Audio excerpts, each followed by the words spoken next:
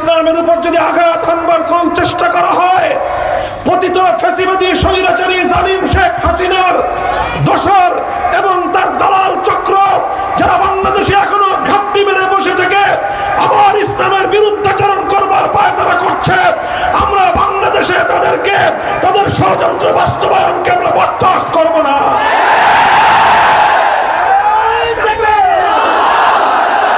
সুস্পষ্টভাবে তিনটি কথা আমি বলতে চাই।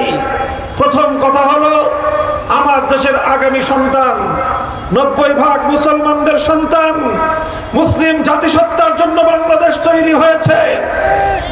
এদেশে সাম্প্রদায়িক সম্প্রীতি থাকবে, কিন্তু 90% মুসলমানদের মুসলিম জাতিসত্তা, বাংলাদেশি মুসলিম জাতিসত্তা, এটাকে অস্বীকার করে বাংলাদেশে কাউকে রাজনীতি করবার সুযোগ দেওয়ার সুযোগ নেই।